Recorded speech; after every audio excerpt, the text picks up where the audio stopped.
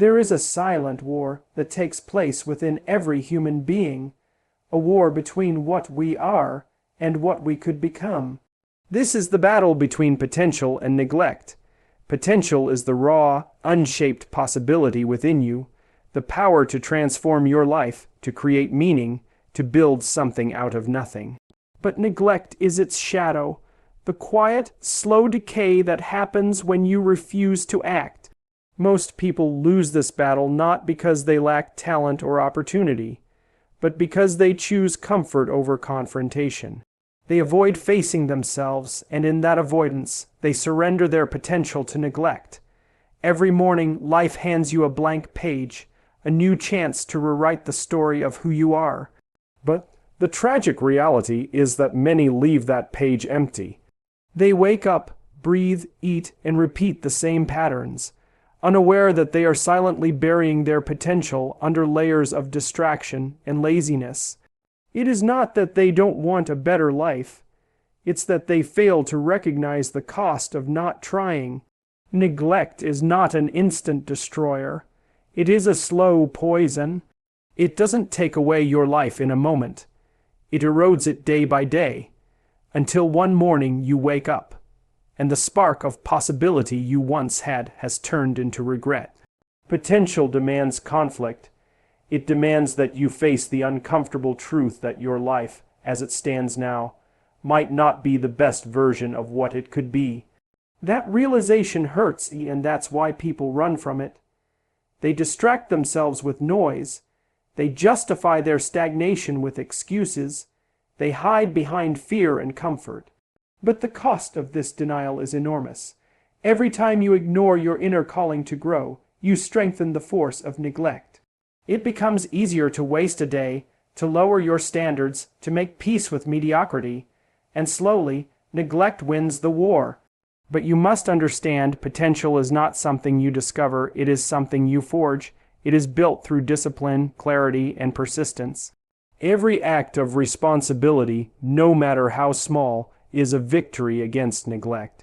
When you choose to rise instead of staying in bed, to focus instead of drift, to speak the truth instead of staying silent, you are reclaiming ground in this internal battlefield. Potential is the result of countless small acts of courage, repeated day after day, in defiance of your weaker self. So the question is not whether you have potential, you do. The question is, will you allow neglect to bury it? Life doesn't reward those who merely dream.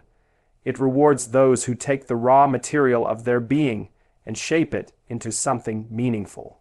Every sunrise calls you to battle, to confront your excuses, your fears, your inertia. This war will never end, but victory belongs to those who fight it daily, because when you stop neglecting your potential, you stop living as a shadow of yourself, and start becoming who you were meant to be. Meaning is not something that simply appears in your life, it is earned through responsibility. The modern world often deceives us into believing that happiness is the goal, that comfort is the prize, and that ease is success. But comfort without purpose becomes emptiness. Happiness without effort turns into vanity. Meaning, on the other hand, emerges when you willingly carry the weight of something greater than yourself. Responsibility is the path that transforms chaos into order, that gives structure to your existence. Without it, life collapses into confusion, and you become lost in your own desires, unsure of who you are or why you exist. Responsibility begins when you stop asking, "What do I want from life?" and start asking, "What does life expect from me?" That shift changes everything. It transforms you from a passive consumer of existence into an active creator of it. When you take responsibility for your actions, your thoughts, your family, your community, you give your life form and direction. Every burden you lift shapes you. Every duty you accept deepens your character. It's not about perfection, it's about willingness. The willingness to do what must be done, even when it's difficult, even when no one is watching. Because responsibility gives meaning to suffering, it transforms pain into purpose. People often run from responsibility because it feels heavy. And yes, it is heavy, but that's the point. You are meant to carry weight. That's what makes you strong. If you remove all struggle, you remove all growth. The person who avoids responsibility might feel free for a moment, but that freedom quickly turns into aimlessness. It's a deceptive freedom, the freedom of a ship without a rudder. You drift, but you go nowhere. Real freedom is found not in the absence of responsibility, but in the mastery of it. When you take control of your duties, when you accept the cost of your choices, you stop being a victim of circumstance and start becoming the author of your destiny. When you shoulder responsibility, you discover something profound. Your life starts to make sense. The struggles you once despised become stepping stones. The challenges that once seemed unfair become teachers. You begin to realize that meaning is not hidden somewhere in the future. It's being built in the present through every act of accountability and courage. You find a strange joy in knowing that your effort matters, that your existence contributes to the stability of something larger than yourself. Responsibility roots you in reality. It keeps you from being swept away by chaos. So if you feel lost, do not chase happiness, chase responsibility. Ask yourself what needs to be done today that only you can do. Carry that load even when it feels unbearable. Because the truth is, meaning and responsibility are inseparable. One cannot exist without the other. When you take responsibility, you discover who you truly are. You become stronger, more disciplined, more alive. You realize that the weight you carry is not a punishment, it's the proof that your life has value. And in that realization lies the deepest form of freedom. The freedom that comes from knowing that your existence means something. There is perhaps no illusion more seductive, and no lie more destructive, than the one whispered by the word tomorrow. It promises comfort, relief, and the illusion of control, that we can postpone effort, delay responsibility, and defer change until a more convenient moment. Tomorrow is the dreamer's refuge and the procrastinator's grave. It makes us believe that time will wait for us, that circumstances will align, and that someday we'll finally feel ready. But the truth is harsher and far simpler. There is no tomorrow. There is only today, the only battlefield where life is won or lost. Every moment you postpone action, you surrender a piece of your potential to the myth of tomorrow. It's easy to convince yourself that you'll start when you feel more confident, when you have more resources, or when the situation is just right. But perfection never arrives. Conditions never align perfectly. Life is a constant tide of uncertainty, and waiting for it to settle is like waiting for a storm to apologize. Those who live for tomorrow end up living in tomorrow, a place that never comes. And so they remain stuck, rehearsing dreams instead of living them, building castles in the air while the ground beneath them erodes. The myth of tomorrow thrives on fear. It disguises itself as patience and planning, but underneath it lies avoidance, the fear of failure, the fear of rejection, the fear of inadequacy. We convince ourselves that delay is wisdom, when in truth it is often cowardice. It's easier to promise ourselves a future victory than to endure the pain of present struggle. But every moment you avoid acting, you strengthen the chains of hesitation. You become a prisoner of your own excuses. And one day you wake up realizing that tomorrow has quietly transformed into yesterday, and the opportunities you once had have vanished forever. Those who achieve greatness are not the ones who had more time. They are the ones who respected time. They understood that today is sacred, that this moment carries infinite potential if met with courage and discipline. They refused to wait for inspiration. Instead, they created it through action.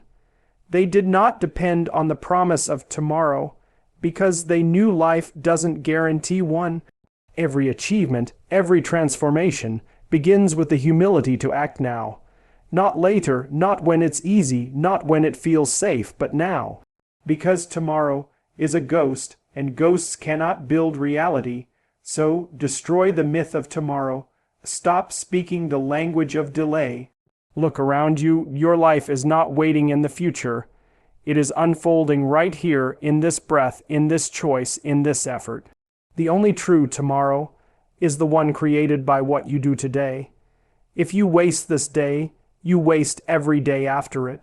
But if you honor this day, if you give it your full attention and effort, then your future will take care of itself. The myth dies the moment you act, the moment you stop saying "I will" and start saying "I am." Because the only way to conquer tomorrow is to live today with everything you have. Motivation is a spark, bright, emotional, and fleeting. It comes when life feels exciting, when the path ahead looks clear and success feels within reach. But the truth is, motivation is unreliable. It fades when the weather changes, when failure arrives, when fatigue sets in. Discipline, however, is different. Discipline is not a feeling, it's a decision. It's the act of doing what needs to be done, even when every part of you resists it. Motivation asks, "Do I feel like it?" Discipline answers, "It doesn't matter." This difference determines who succeeds and who fades away. The ones who build lasting lives of meaning are not those who wait for inspiration. They are the ones who build routines that make inspiration unnecessary. When you depend on motivation, you live at the mercy of your moods. Some days you'll feel strong and capable, other days tired and uncertain. If your progress depends on how you feel, your growth will always be inconsistent. Discipline liberates you from that instability. It's the quiet strength that carries you through chaos and doubt. When you train your mind to act despite emotion, you create stability within yourself.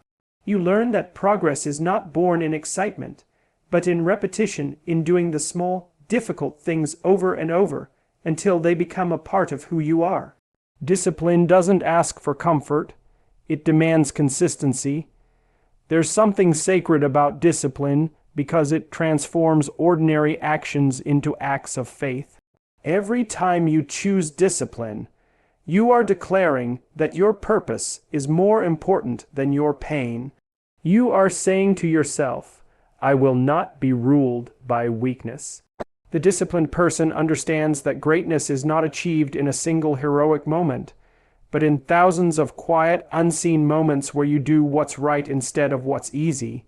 It is through discipline that you earn respect for yourself, because self-respect is not built by promises, it's built by proof, by keeping your word to yourself when no one is watching. People often ask, "How do I stay motivated?" The answer is, you don't. You outgrow the need for it. Motivation is for beginners. Discipline is for builders. Motivation may start your journey, but discipline finishes it. It doesn't rely on emotion, it builds identity. It shapes your character until doing the right thing becomes natural. Discipline is freedom because when you have control over yourself, nothing outside of you can control you. When others are distracted, you stay focused. When others give up, you persist. That's the quiet power of a disciplined mind. It doesn't shout, it doesn't seek attention, but it wins every time. So, stop waiting to feel ready. You'll never feel perfectly ready, and that's okay. Act anyway. Discipline is forged in the moments you'd rather quit. Every time you resist comfort, you strengthen your will. Every time you choose action over excuse, you build integrity. Over time, this becomes your armor. The world respects those who master themselves, not those who chase fleeting motivation, but those who live by principles. Discipline is not a punishment, it's the purest form of self-love. Because when you are disciplined, you give yourself the chance to become everything you are capable of being. And that is worth far more than the fragile comfort of motivation. Every human being must face a moment when life shatters the illusion of safety, when everything comfortable, predictable, and familiar begins to fall apart. It is in that moment, in the heart of pain, that the possibility of rebirth is born. Struggle is not an obstacle to life's purpose. It is the process through which purpose is forged. The world breaks everyone, but it's through those fractures that light enters. Struggle strips away the false layers, the ego, the excuses, the complacency, and forces you to confront who you truly are. Without struggle, you remain soft, uncertain, and incomplete. With it, you discover the depth of your own strength. Every great transformation begins with a period of suffering, because only through destruction can creation begin anew. We live in a culture that worships ease and avoids discomfort, yet every story of greatness, every story of courage, growth, and truth is rooted in struggle. Pain has a language that comfort cannot speak. When you suffer, you are being taught something about yourself that nothing else could reveal. It teaches humility because it reminds you that you are not invincible. It teaches endurance because it forces you to keep moving even when every step feels impossible. And most importantly, it teaches empathy because once you have suffered deeply, you can see the pain of others more clearly. Struggle is the furnace in which the human soul is tempered. Rebirth does not come from running away from pain, but from walking straight into it with your eyes open. When life collapses, when everything you believed in is questioned, you stand at a crossroads. You can either become bitter and broken, or you can let the fire refine you. The difference lies in how you interpret your suffering. You can choose to see it as punishment, or you can see it as preparation. The person you were before the struggle cannot carry you into the life that awaits after it. Something must die within you for something greater to be born. That death of fear, of ignorance, of pride is painful but necessary. The truth is, there is no growth without loss. Every meaningful transformation requires a sacrifice. You will lose people, habits, and versions of yourself that no longer belong to your future. But in that process, you will gain something far greater: clarity, resilience, and peace. Struggle cleanses you of illusion. It shows you what truly matters and what never did. It teaches you to stand on your own 2 feet, to stop seeking rescue, and to find power in perseverance. When you come out of it, you are not the same person who entered. You are stronger, wiser, and more grounded in truth. You are reborn not because life became easier, but because you became harder to break. So, when struggle arrives, don't curse it. Embrace it. It's the universe's way of saying, you are ready to become more. Every scar carries a lesson. Every failure carries a seed of transformation. When you learn to endure the storm, you stop fearing it. You realize that the purpose of struggle was never to destroy you, it was to awaken you. The most powerful version of you exists on the other side of pain. And when you rise from the ashes of your own struggle, you become something unshakable, a living proof that rebirth is not a miracle that happens to you. It's a choice you make when you refuse to let suffering define you.